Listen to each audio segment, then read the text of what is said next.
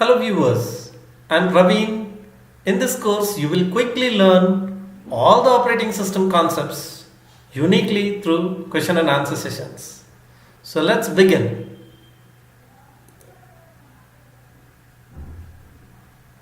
Question is, in multiprocess programming system, IO bound programs should be given higher priority than CPU bound programs. Justify this with a timing diagram. Now, why IO bound program should be given higher priority than a CPU bound program? To make you understand this, first I would create some background, make you understand why the speed of this IO devices and speed of the memory devices. So let us understand that first. So here is a chart which is explaining the speed of different memory devices. Now if you look here, you see that when a CPU is executing a register, from the register, when it is taking a data from the register and executing, it takes 1 nanosecond. And the same CPU, when it is supposed to take a data from the cache, okay, level 1 cache, then it could take 5 nanoseconds. And if it is taking from a level 2 cache, then it will take a 15 nanoseconds. And the same CPU, when it is taking the data from the main memory, that is RAM, it will take about 50 nanoseconds. And ROM 50 to 100. And if it is taking from the hard disk, if it is writing or reading from the hard disk, it will take about 1 million nanoseconds. Now, you can just understand that if the CPU, in the time CPU reads or writes one data item into the hard disk, it could do 20,000 operations with the main memory. So because main memory is 50 nanoseconds and this is 1 million nanosecond. So it's about 20,000 times more. The hard disk takes 20,000 times more time to execute the same instruction. So it could, this will, if CPU is only executing using the main memory, it would have done 20,000 operations by the time it does one operation with the hard disk. Now let us look at the another table. Now this particular table is telling the speed of different IO devices. And magnetic disk, okay, the disk is also one of the IO device. Now if you look here, the disk and the network, they are almost the same timing based on which network card you have and how speed it is. So let us start from the magnetic disk. So a magnetic disk in 1 second will be able to write about 5,000 kilobyte of data. So in 1 second, a 5,000 kilobytes of data can be written or read from the magnetic disk. Now magnetic disk is, let us remember that it is 20,000 times slower than the main memory, that is RAM. So this magnetic tape does a 5,000 kilobytes per second is the speed we can read and write from the magnetic disk. In the same place, if we are, instead of magnetic disk, if we are reading from the optical disk, your CD-ROM, then it is going to be taking 500 kilobytes. So the CD-ROM is 10 times slower than the magnetic disk. Now if you are using a floppy disk in its, or if you are using a printer in its place, then the printer takes 5 times more time than the optical disk. That is, it is taking 50 times more time basically than the magnetic disk. So by the time you could write one line in the laser printer, you could have actually written and read 50 lines in the magnetic disk.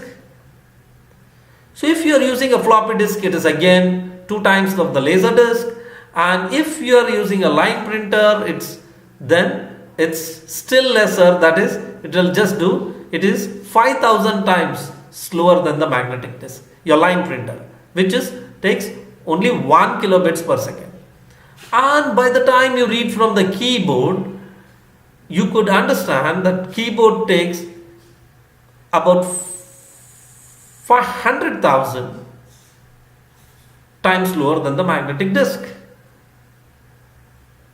Now, magnetic disk itself is 20,000 times slower than the RAM, but magnetic disk is 500,000 times faster than the keyboard. So by the time your computer could read one operation from your keyboard, it could actually execute 2 billion operations inside the computer. It can execute 2 billion operations with the RAM. So this is what I wanted you to understand. But let us understand another topic here. Now, if the CPU wanted to write something to the disk, and it takes the data from the memory and then writes to the disk, instead of doing it all by itself, because here what is going to happen is, if it is going to take all the data from the memory and write to the disk, and again when the writing is over, again it will go and take the data from the memory and write to the disk, and so on till the complete operation is completed, the CPU will be blocked for an operation which is about 20,000 times slower.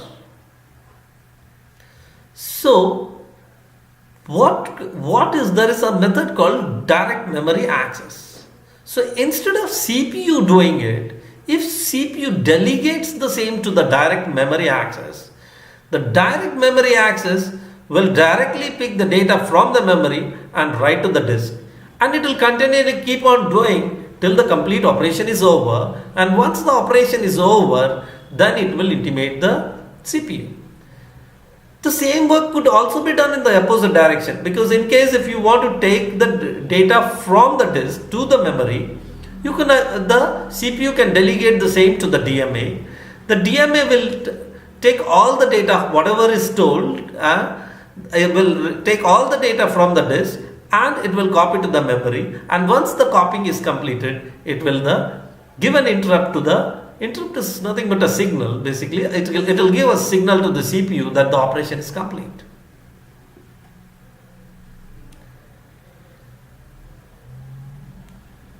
So what is a multiprogramming system? A multiprogramming system provides efficient resource utilization in a non-interactive environment. So when user is not waiting for the user, basically it will, in a non-interactive environment, the multiprogramming systems provide a efficient utilization of the resources. The multiprogramming system basically uses a DMA, which I just showed you, mode of I/O, can perform I/O operations of some programs while using the CPU to execute some other program. So while the DMA is taking care of reading and writing from the memory, the CPU could be utilized to execute some other program. Makes efficient use of both the CPU and the I/O device. So the turnaround time of the program is the appropriate measure of user service in this system.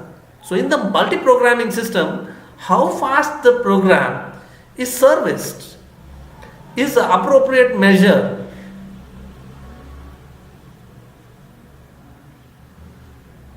So let us look at the operations of a multiprogramming system. A typical operation, basically. So the multiprogramming system has started, the OS has started with first it will do a I/O operation, it will take a I/O bound, basically a program. So once the IO bound program has started, and it will give it to the kernel for execution. Now once the execution of the program is over, the IO bound programs are something that they will have a more of IO operations basically. So which is, as you know, like its IO operations are almost 2 billion times slower than the 2 billion times slower than the main memory. And if it is the IO is with respect to the disk, then it is, as we know, it is about 5,000 times slower than the main memory. 20,000 times slower than the main memory. Sorry. So the program IO program and the program is executed, and once the IO operation comes where the CPU would have to wait for the operation, what the CPU will do is it will pick up the next program and will start executing. It will not wait for the first program to complete the IO. It will immediately pick up the second program and start executing. And there is all possibility that the even second program will want an IO operation to be done, and in such a circumstance, what happens is it will start executing. The OS will pick up the third program and will start executing the third program.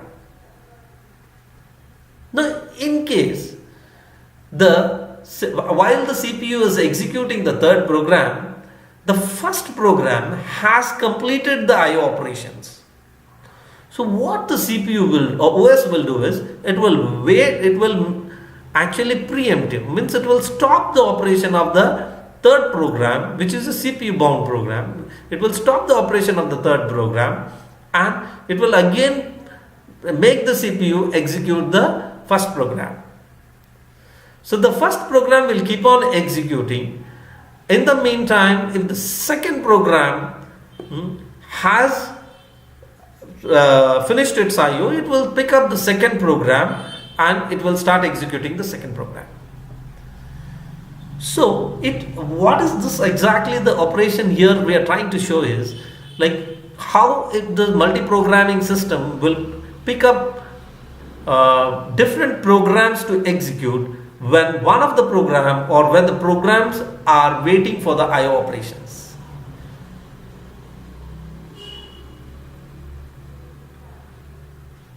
Architectural support for the multiprogramming. So the DMA, as I have shown you, the DMA, the CPU initializes an IO operation when an IO instruction is executed. The DMA implements the data transfer involved in the IO operation without involving the CPU and raises an IO interrupt when the data transfer completes. So I have already shown you this. So what the CPU will do, it will actually give that particular work to the DMA. The DMA will implement the data transfer, and after the data transfer has taken place, it will give an interrupt to the CPU telling the operation is complete. And for that to happen, there are some things that is to be taken care. That is some architectural support, as we understand. That is memory protection has to be there. The program can access only the part of the memory defined by the content of the base register and the size register. So the program should be only able to access the memory what we have defined, what has been defined. It should not go and access some other memory. The kernel and the user mode of CPU. Now, every CPU actually works in two modes. There is something called a user mode and another one is a kernel mode. In a kernel mode, there are many privileged operations for which a kernel mode is required. Okay, but the if from the CPU, like whenever the CPU is working in the user mode, and in case there is some kernel mode operations are performed, then an interrupt is generated. So certain instructions called privileged instructions can be performed only when the CPU is in the kernel mode. A program interrupt is raised if a program tries to execute a privilege instruction when the CPU is in the user mode.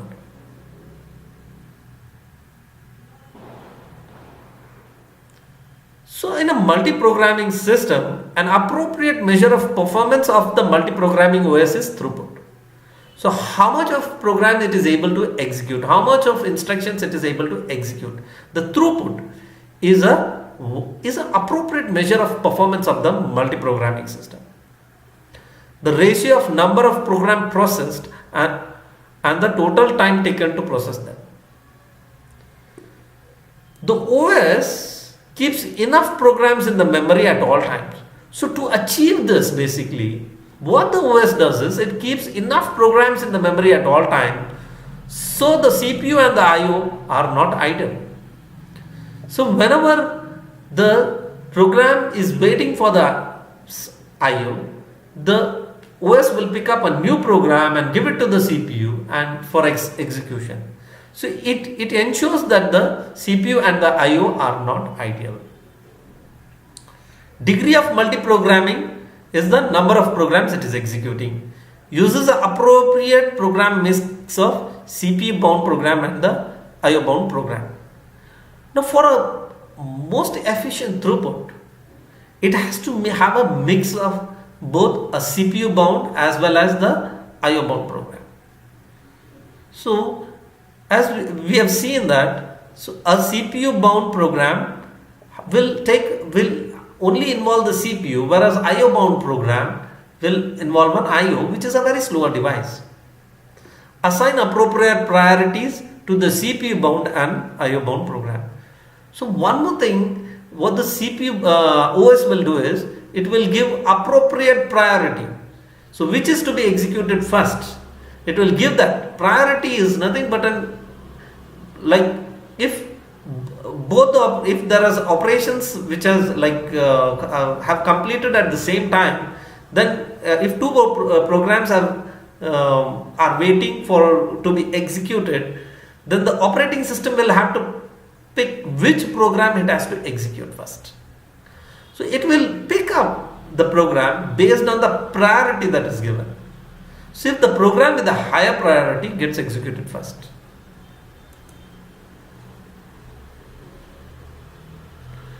Techniques of multiprogramming. The kernel keeps a mix of CPU bound and IO bound programs, as we discussed. The kernel keeps a mix of CPU bound and IO bound programs in the memory, whereas CPU bound program is a program involving a lot of computation. Now how do you differentiate what is a CPU bound program and what is IO bound program? Any program which involves a lot of computation is a CPU bound program. Any program which require a lot of IO operations to be done is a IO bound program. So a CPU bound program is a program involves a lot of computation and very little IO. It uses CPU in a long burst, that is, it uses the CPU for a long time before starting an IO operation. Whereas an IO bound program involves very little computation and a lot of IOs. It uses CPU in a small burst. Now priority based preemptive scheduling. So every program is assigned a priority. So every program, which program is to be executed first, is actually based on the priority. So every program is assigned a priority. The CPU is always allocated to the highest priority program that wishes to use it. So as I told you, when there are two programs and wanting to execute or wanting to use the CPU, the OS will decide which program will use it based on the priority. So the program with the higher priority will use the CPU. The low priority program executes on the CPU is preemptive if a higher priority program wishes to use it. So in case if there is a low priority program which is already using the CPU and there is a higher priority program which has actually come, in such a circumstance the OS will remove the program from the CPU and make it wait, put it in the queue, and will put the program with a higher priority for the execution. Now priority of the programs. So here we are going to see with the timing chart when IO bound programs have higher priority. So in a multi-programming environment, an IO bound program should have a higher priority than a CPU bound program. So this is what we are supposed to be understanding, and why a IO bound program should have a higher priority than the CPU bound program. And with this particular chart, I will be able to explain to you that, or present you that. So we have two programs. One is a CPU bound program called IO bound program, IOB, and we have another program called program CB, that is CPU bound program. Now, if a IO bound program is given a higher priority, naturally the computer will start executing the IO bound program first. So as the IO bound programs are having only little computation, it will execute from time 0 to time t1, and it will stop.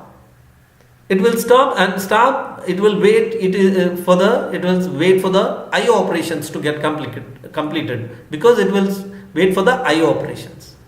So while the IO bound program is waiting for the IO operations, the CPU bound program can be given to the CPU to execute. The CPU bound program can keep on executing till the IO bound program completes its IO activity. Once the IO activity of the IO bound program is completed and it wants to execute again, the CPU bound program can be made to wait, and the IO bound program can be given for the execution. The CPU will start executing the IO bound program, and again, as we know, it's only a small burst of program, so it will execute from time t2 to t3. Okay, again it will wait for some IO operation. So when the IO bound program waits for the IO operation, the OS can again give the CPU bound program to the CPU for execution. So it will get a long burst because the IO bound program is waiting for the IO operations to be completed. The CPU bound program can keep on executing. Now this will keep on happening or keep on going till the CPU bound program also waits for some IO operations to happen.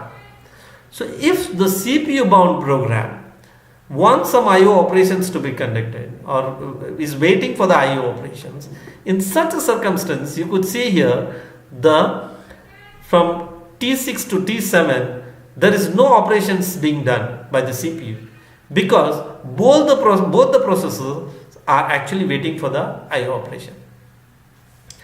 So because the IO when the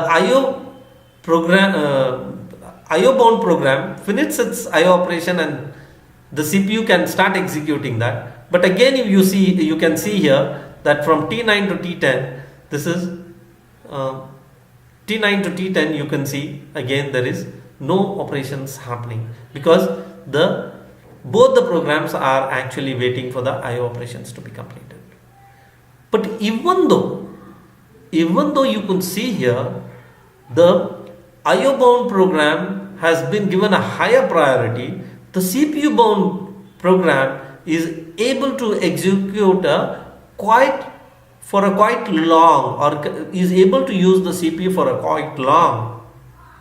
So because of this, an IO bound program should have a higher priority than the CPU bound program. I hope you understood this very clearly. So what is the way to increase the performance of the multiprogramming system? A CPU bound program, so we can keep on adding more and more programs. Basically, add a CPU bound program.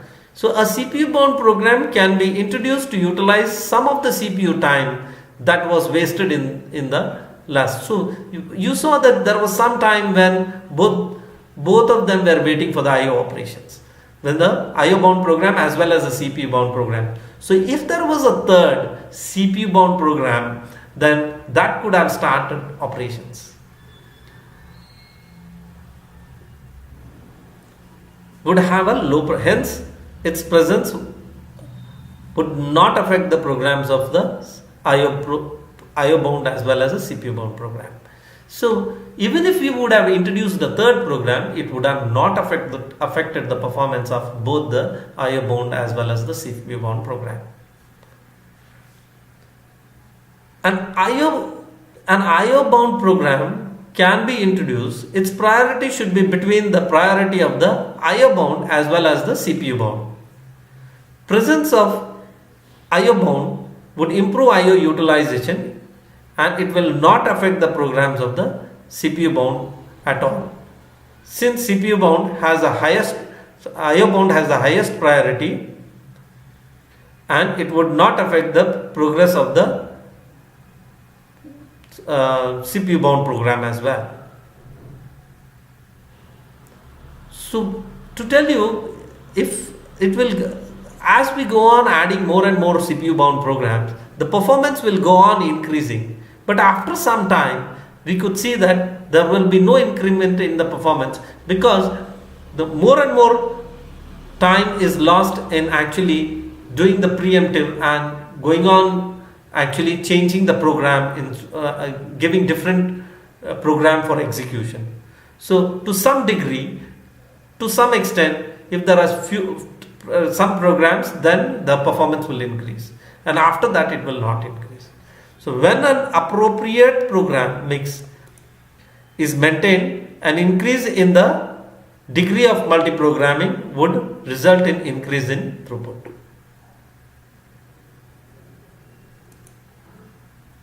I hope you have liked this video very much, and if this program has really helped you, if this video has really helped you, please subscribe, like, share and comment, so that if you comment, we can improve upon whatever we are delivering to you. Thank you very much for watching.